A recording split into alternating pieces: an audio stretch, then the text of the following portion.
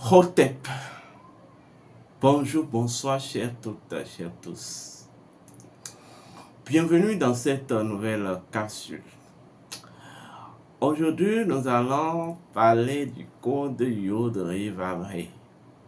Oui. Symbolique égyptienne et spiritualité ancestrale. Il serait important pour vous d'abord d'écouter la première vidéo que j'ai faite sur la Kabbale parce que c'est là se trouvent même les bases. Il m'a plu de vous faire une deuxième partie pour déconstruire totalement et radicalement ce mythe selon lequel la Kabbale juive aurait été ou bien je veux dire la crème de la spiritualité, et que si vous faites de la spiritualité que vous ne comprenez pas la Kabbale juive, c'est que vous ne faites pas encore de la spiritualité. Et pourtant la Kabbale juive n'est que le quart du tiers, de la moitié de ce que c'est que la spiritualité ancestrale et les connaissances occultes égyptiennes. Nous allons faire un jeu. Le jeu, elle est tout à fait simple. Oui, il est tout à fait simple. Les mêmes blancs qui ont conceptualisé les connaissances acquises de l'Égypte antique, dans leur étude archéologique de l'Afrique, ils avaient dit quoi? L'Afrique est 3 fois mère. Mère de la spiritualité, mère de la civilisation et mère de la science. Si je considère, le jeu il est simple, hein? Je considère que l'Afrique est 3 fois mère. Alors, comment vous concevez que l'Afrique soit 3 fois mère et que c'est un autre peuple qui n'est pas un peuple africain qui soit la crème de la spiritualité dont l'Afrique est mère? C'est comme si vous me disiez que vos parents sont les précurseurs de votre ADN et que vous êtes le détenteur de l'originalité de l'ADN de vos parents ou l'ADN dont vos parents sont les précurseurs. Vous autres, vous avez la plus originale que ceux dont vos parents ont. Est-ce que ça va dans votre tête? Est-ce qu'il vous arrive de vous poser des bonnes questions? Les questions selon lesquelles est-ce que ça va dans votre tête? Je pense que les Africains doivent se réveiller. Ce que vous appelez l'impérialisme n'est pas que politique. Il y a ce que on va aussi appeler l'impérialisme spirituel et identitaire. Et cet impérialisme spirituel identitaire est basé sur des systèmes où on vient prendre vos propres connaissances spirituelles, culturelles, qu'on reblanchit et qu'on vous réamène. Et on vous fait croire que, oui, de telles connaissances sont les plus pures, sont les plus importantes que vos propres connaissances. C'est le cas du concept de l'hindouisme. Pour ça, je vais venir plus tard, pour que les gens arrêtent de croire même que, oui, l'Inde est le siège de la spiritualité mondiale et tout. Je ne suis pas en train de faire du régionalisme. Comme vous le savez, je suis un métaphysicien et je vous le dis en même temps. J'ai étudié toutes ces sciences-là, que ce soit l'hindouisme, la Kabbale, j'ai étudié tout ça. Tout ça, j'ai étudié. Je connais tout ça. Mais, je peux vous dire, d'abord, c'est un expérimenté, c'est un expert qui parle. Tout ça provient de la spiritualité ancestrale. Aujourd'hui, nous allons parler du code primordial de la Kabbale juive. Ce que la Kabbale juive appelle la clé même de leur doctrine, le Yod-Hé Vav-Hé. Nous allons parler de son origine symbolique égyptienne et en relation avec la spiritualité ancestrale. Et je vais vous démontrer, je vais vous remonter, je vais vous ressortir la véritable version spirituelle et identitaire de ces codes. Avant de commencer, je tiens à vous rappeler vos devoirs. Vos devoirs, c'est de liker la vidéo. Vos devoirs, c'est de partager la vidéo. Vos devoirs, c'est de vous abonner massivement. Bien, commençons. La nature dans laquelle nous sommes est faite de principes et de lois. Les principes ont engendré les lois et les lois et les principes à leur tour engendrent ce que vous allez appeler des faits ou les manifestations. Autrement dit, pour comprendre la quintessence des choses, comprendre les choses dans leur sens et logique premier, vous deviez retrouver leur dimension principe et leur dimension loi. Le principe d'une chose, c'est la chose par laquelle la chose est la chose. Le principe d'une chose, c'est la chose sans laquelle la chose n'est pas la chose. Donc, lorsque je prends exemple le concept de Yod-Hé Vav-Hé, il y a un principe par lequel Yod-Hé Vav-Hé, il y a en fait une chose par laquelle Yod-Hé Vav-Hé est la chose, est Yod-Hé Vav-Hé. Donc, lorsqu'on va enlever cette chose-là de Yod-Hé Vav-Hé, en même temps, Yod-Hé Vav-Hé perdra ce qu'elle est en tant que Yod-Hé Vav-Hé. Et cette chose-là, vous n'avez que à trouver dans l'animisme. Dans ce que je vais appeler le langage et les codes comportementaux des principes et les divinités. Parce que pour nous, en Afrique, les divinités ne sont que des principes. Pour mieux comprendre la chose, nous allons repartir d'un point précis. Il s'agit de cette réalité-là qu'on appelle le Nun. L'Égyptien ou le Kémet ou l'Africain appelle Nun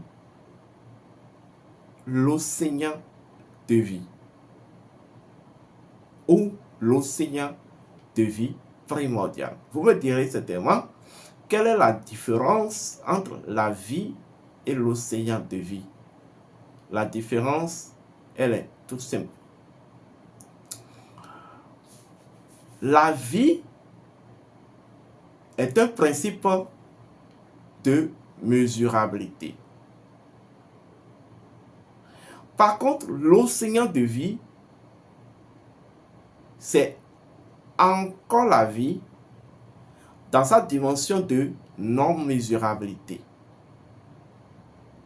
Parce qu'en métaphysique, lorsqu'on parle de océan, océan ressort deux choses.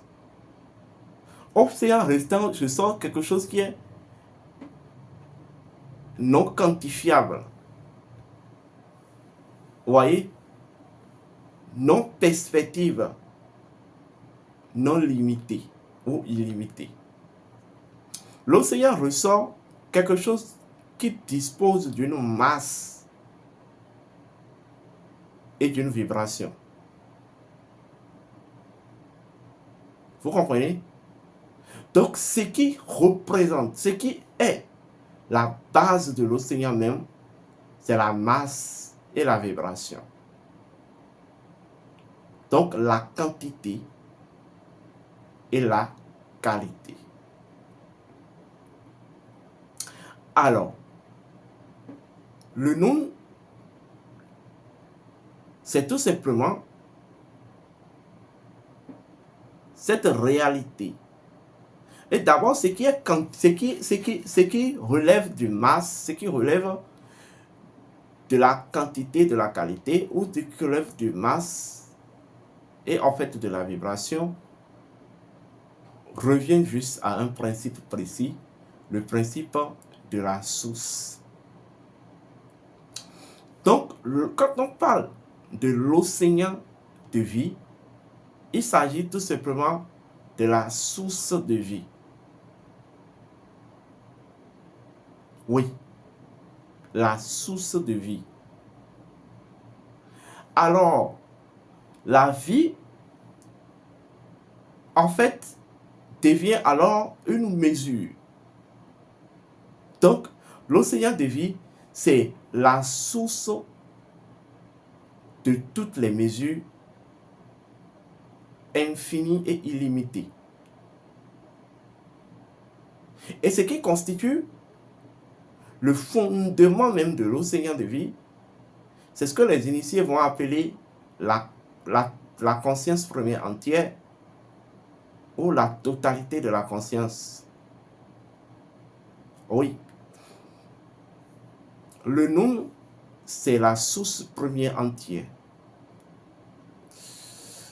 Et pour que cette source première entière soit opérationnelle, fonctionnelle et interagisse de façon coordonnée avec sa propre nature, il lui faut un mécanisme propre qui lui est propre qu'on appelle la conscience ou la conscience du Noun. De façon légendaire, on va parler de atome. Vous comprenez? C'est la conscience qui vient établir, puisque le Noun est une réalité, c'est la conscience qui vient établir dans cette réalité le chemin par lequel le Noun, dans sa propre réalité, peut s'épanouir.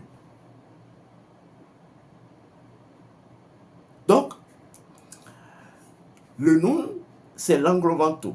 Et au sein de l'englobant tout se trouve la conscience de l'englobant tout. Donc, cette conscience de l'englobant tout, c'est le premier champ de l'englobant tout. Le premier champ opérationnel de l'englobant tout. Vous comprenez? Donc, ce que vous appelez la création ne provient pas directement de l'englobant tout, mais provient de la conscience de l'englobant tout. Donc, la création n'est que l'œuvre. La création n'est que le fruit. Oui, vous m'entendez bien. Le fruit de cette réalité ou de ce champ réalité ou de ce centre réalité qu'on va appeler la conscience première entière. Donc, la création est un mécanisme de la conscience de la vie ou la conscience de l'océan de vie. Vous comprenez? La conscience de l'océan de vie, c'est elle qui trace ou établit un organigramme propre pouvant structurer ou pouvant permettre la structuration de la nature de l'océan de vie. Ça veut dire quoi? C'est la conscience de l'océan de vie qui traduit en opérativité et la nature de l'océan de vie. Ça veut dire quoi? La fonction ou les fonctions propres à l'océan de vie devient opérationnelle par le jeu de la... par en fait le jeu de la conscience de l'océan de vie. Vous vous demandez certainement quelle est la relation entre tout ça et Yod Revav Re. On va y venir. Alors, donc, le Nun, c'est le point central, c'est le point fondamental, primordial, originel. Et dans le Nun, nous avons le point central qui est la conscience, Atum. Et à partir de Atum, le Nun va se mettre dans une procédure de sa propre découverte. Et c'est là qu'on parle de l'Énéade d'Atum. Mais on ne va pas encore parler de l'Énéade d'Atum. Nous n'allons pas encore aborder ça. Donc, la conscience première entière dispose de toutes les séquentialités de la vie. La vie en tant qu'une mesurabilité de la source qu'elle est nous. Alors, donc, regardez correctement l'image.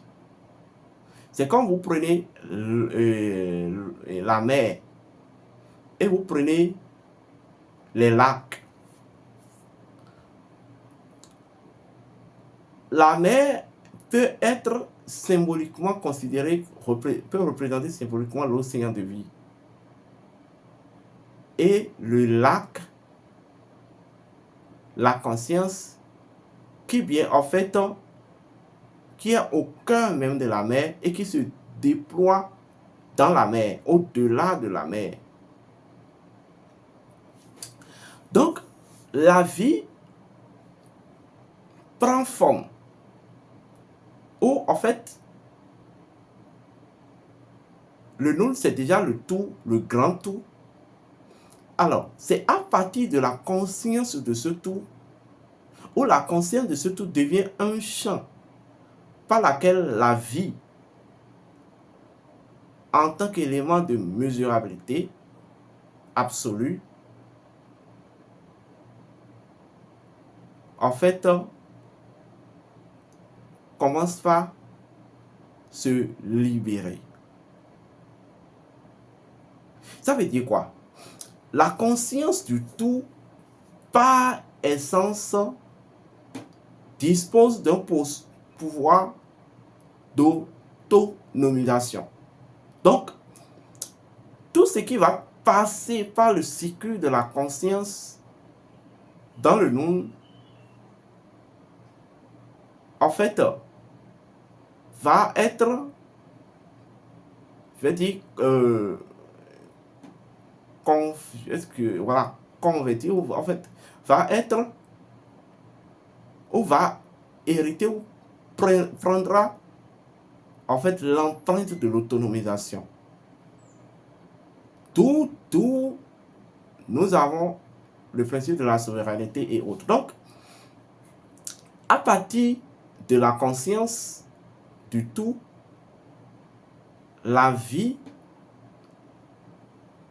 est autonome. Et la vie, dans son autonomie, va décider de faire ses propres expériences, qui ne sera que la confirmation de la nature de la source, ou l'océan de vie, ou le Nun. Vous comprenez? Alors, dans le concept égyptien ou animis, on parlera du Nun et on parlera de Atum et on parlera d'une divinité qu'on appelle la déesse Nta. Donc, en fait, Atum et son Énéade deviendra un cycle qui va permettre l'expansion ou en fait la manifestation de la déesse Nta qui symbolise la vie. Vous comprenez? Alors, la vie, c'est quelque chose. C'est quelque chose-là. Dans la source, elle est insaisissable. Mais dans son détail, on peut la pénétrer, on peut la saisir. Est-ce que vous me comprenez? Eh oui, c'est ça. Maintenant, donc, la vie devient un élément du nous, un élément propre au nous, un élément de la nature du nous. Vous comprenez? Mais un élément quand même tout à fait grand. Un élément transversal du nous. Un élément qui traduit dans le champ opérationnel du nous, qu'est la conscience, la nature double du nous.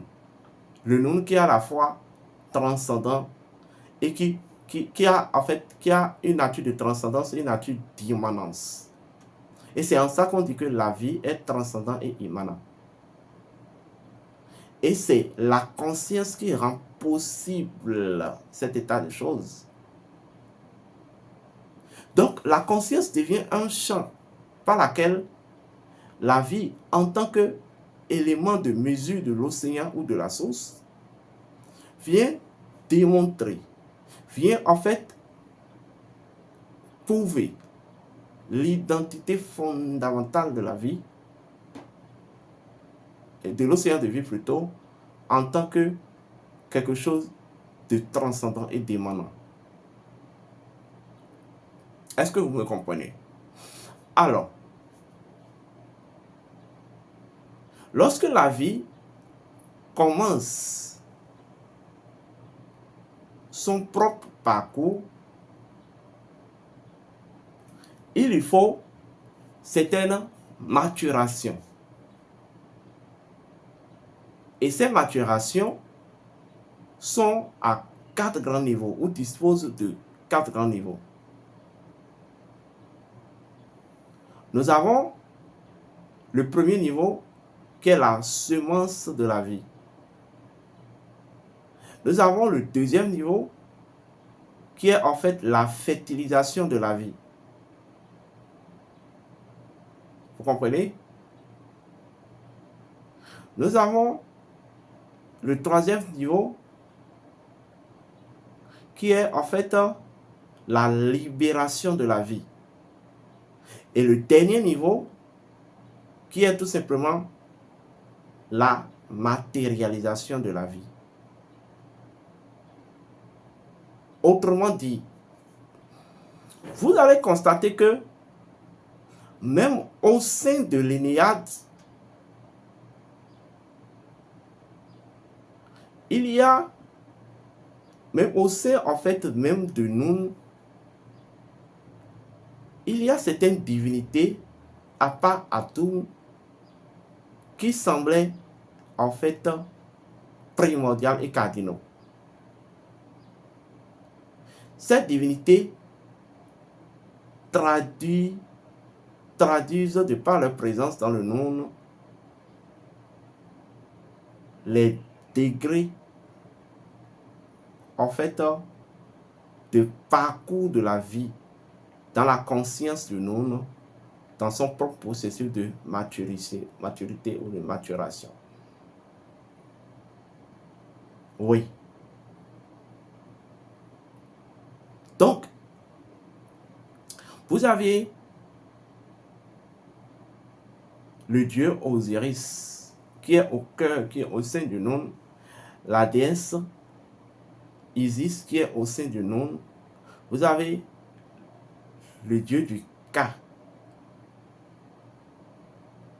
ou le dieu Chou.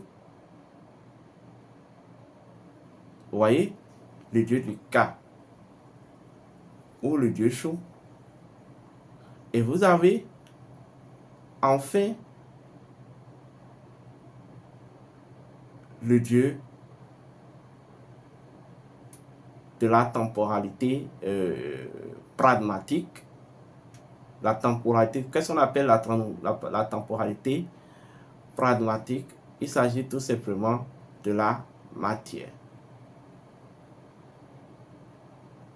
Et la matière est tout à fait associée, dans ce cas, à la déesse Tefnut. Donc là, qu'est-ce que je vais vous montrer? Lorsque la vie au sein de l'océan de vie, par la conscience, découvre que en tant qu'élément de mesurabilité de la source, elle est autonome, elle décide de faire son parcours, pouvant l'aider à accomplir la maturité de son propre autonomie, ou à apporter les preuves véritables par elle-même de son propre autonomie. C'est comme si vous mettez au monde votre enfant. Et supposons vous êtes de la famille des forgerons. Et vous mettez au monde votre enfant. C'est vrai, votre enfant porte tous vos gemmes, dont vos capacités artistiques. Mais il faut à l'enfant maintenant de faire un parcours précis afin de libérer ou de confirmer par libération ces gemmes, cet héritage en fait génétique qui est la capacité artistique de la forge. C'est exactement la même chose. Vous comprenez? Alors, donc, tout se passe au sein de l'océan de vie. Tout se déroule au sein, tout se passe au sein, tout a lieu dans la conscience au sein de l'océan de vie. Vous comprenez? Et au sein de l'océan de vie, ou ce que je vais appeler au sein de la source primordiale des choses, lorsque la vie apparaît dans la conscience, la vie, d'abord, traverse une première étape, celle de la semence. Et c'est là qu'on parle du dieu Osiris. Et c'est là qu'on dit que Osiris a toujours préexisté dans le monde avec Atum.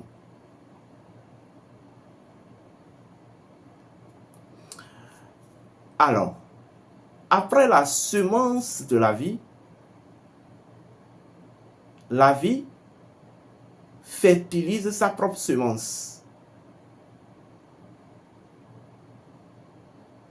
Et c'est là qu'on parle de la déesse Isis, qui est celle qui vient en fait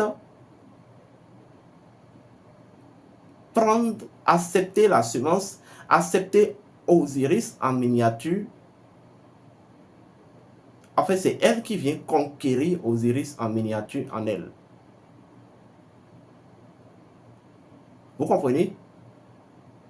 Et en fait, lorsque la semence se croise ou fut croisée, la semence de la vie fut croisée ou croise à la fertilisation de la vie maintenant peut se libérer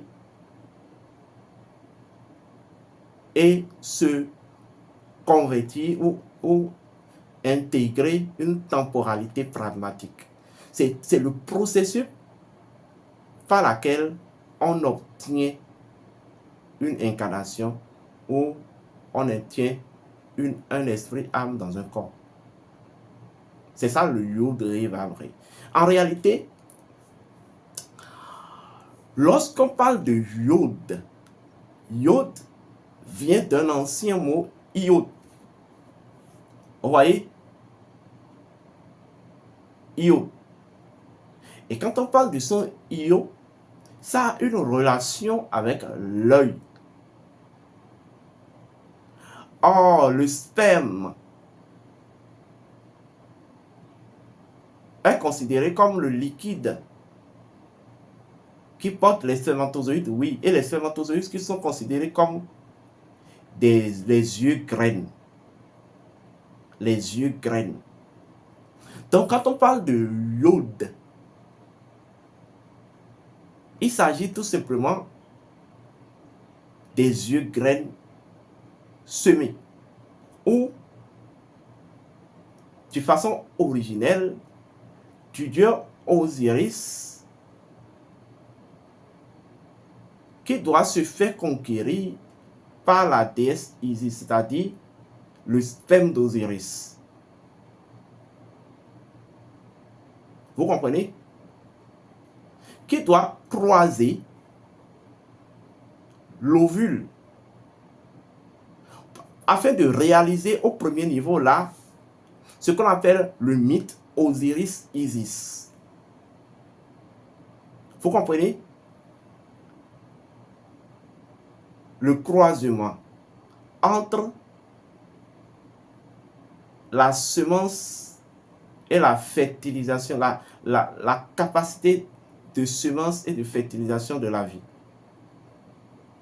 Et c'est lorsque la vie au sein de la conscience se sème en elle-même, se fertilise par elle-même, c'est en ce moment qu'elle peut se libérer.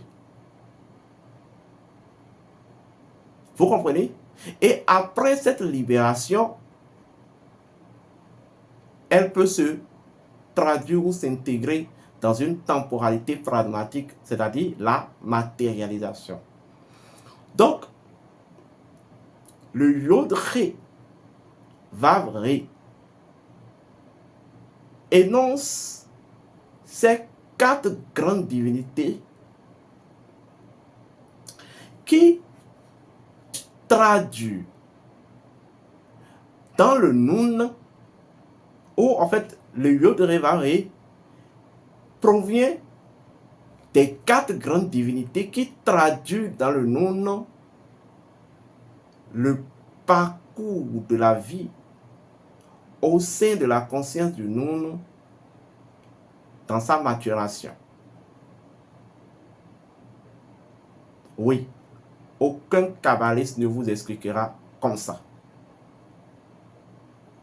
Donc, le Yod signifie Osiris, ou le Yod signifie la semence de la vie. Le Ré signifie la fertilisation de la vie. Le Vav signifie la libération de la vie, dont le dieu Chou, l'air, qui va porter le Ka. Et enfin, le Ré signifie la matérialisation, l'accomplissement et la matérialisation de la vie. Donc, vous avez là 4 éléments biologiques. Vous avez le sperme, vous avez l'ovule, vous avez le sang et vous avez enfin la peau ou la chair ou le corps. Voici véritablement, de façon biologique, le concept de Yod-Ré Vav-Ré. Et voici l'origine ancienne de ce concept. Et lorsque vous comprenez et vous combinez ces principes et cette divinité, vous allez générer une 5e réalité. Vous allez mettre en exergue une 5e dimension qu'on va appeler la conscience absolue de la vie.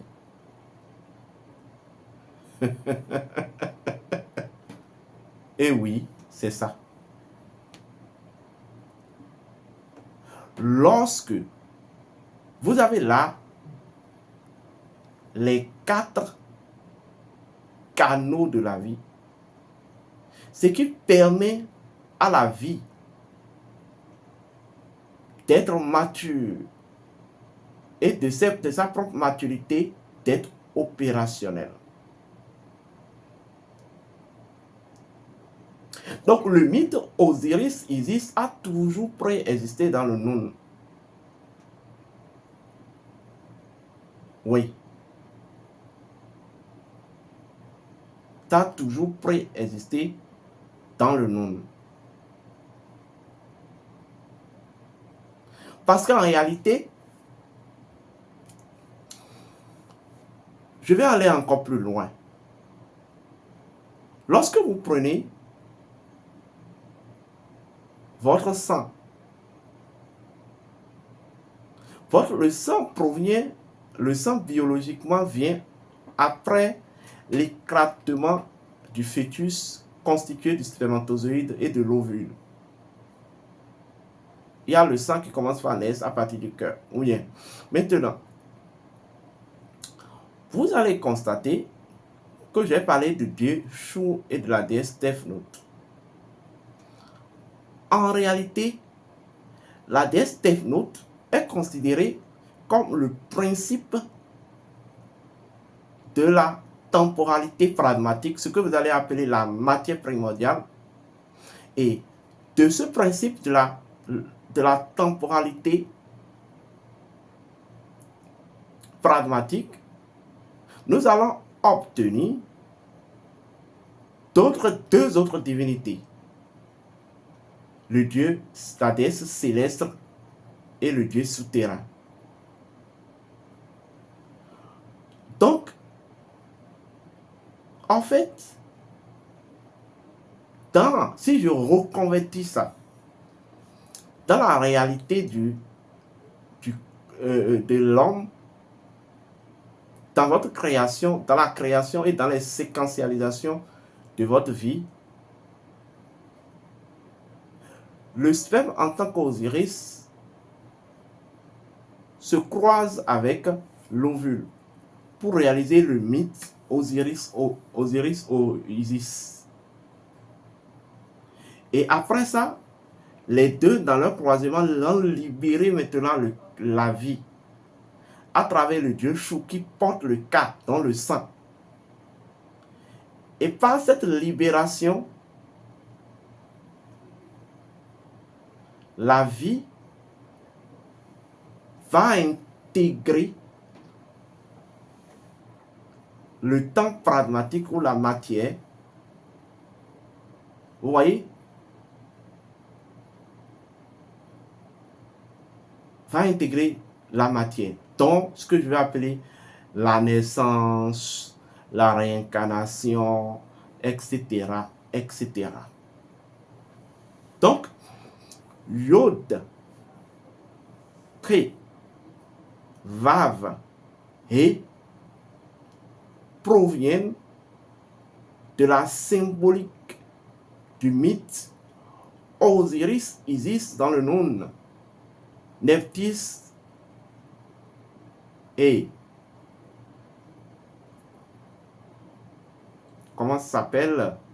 Je dis Nephthys, Tefnut, Chou dans le Noun. Or, vous savez que Tefnut et Chou sont les ancêtres d'Isis et d'Osiris. Or, c'est le dieu Chou qui porte le Ka dans le sang. Donc, par là, on dira que même le sang préexiste au sperme et à l'ovule. Est-ce qu'on me comprend? Le sang préexiste malgré la position du sang. Cela n'enlève sa préexistence. Cela n'enlève pas sa préexistence principielle au spermatozoïde ou à l'ovule. C'est-à-dire mythe Osiris-Isis. Vous comprenez? Le Ka a toujours fonctionné avec le principe de la temporalité pragmatique. Ça veut dire quoi? Ce qui rend opérationnel même la matière, c'est le cas. C'est le cas. Donc, Yod Revav, quand vous dites c'est le nom de Dieu, en réalité, ce sont les codes. Vous voyez? D'expression, les codes premiers de l'expression de la conscience. La conscience première entière, qui est le champ par lequel la vie enclenche son propre cheminement dans le monde. Vous comprenez? Exactement. Et comme ça. Ils sont venus vous dire Yod Revav. Mais je viens de vous ressortir pour révéler l'origine de ces quatre concepts. Ils sont venus en Égypte, ils ont appris tout cela et ils ont essayé d'hébraïser. Voilà. Et c'est ça. Mais voici le principe premier. Voici le fonctionnement. Et ce que vous ne verrez nulle part, c'est que les kabbalistes, soi-disant, ne vous expliqueront pas. Alors, je vous dis tout ça pour vous ramener vers une autre réalité. La réalité, elle est ceci. Vous devez retourner à la spiritualité ancestrale pour t'écouter. Vous aurez beau lire tous les livres de Kabbale. Vous aurez beau faire toutes les écoles de Kabbale. Je vous assure que la Kabbale juive ne peut pas vous apporter l'éveil. Comment vous demandez en fait à l'urine de faire le pénis? Comment c'est possible? Comment l'urine peut faire l'organe, le vessie? L'urine ne fait pas le vessie, c'est le vessie qui fait l'urine. Ou c'est le vessie qui sert de canal à l'urine. Ou c'est comme si vous demandez, voilà ce que je cherchais. Vous demandez à l'urine de faire le sang. Or, le sang préexiste à l'urine. Donc, comment vous pouvez dire à un délivré, vous pouvez autoprogrammer un délivré de la connaissance de la spiritualité ancestrale comme mère de la spiritualité? C'est la totalité de la connaissance qui vous permet de vous éveiller. Ce n'est pas un débris de connaissance qui vous aide à vous éveiller. Est-ce que c'est clair dans votre tête? Est-ce que vous m'avez entendu? Voilà pourquoi vous devez vous inscrire dans mon école. Portez-vous bien, que les bénédictions soient.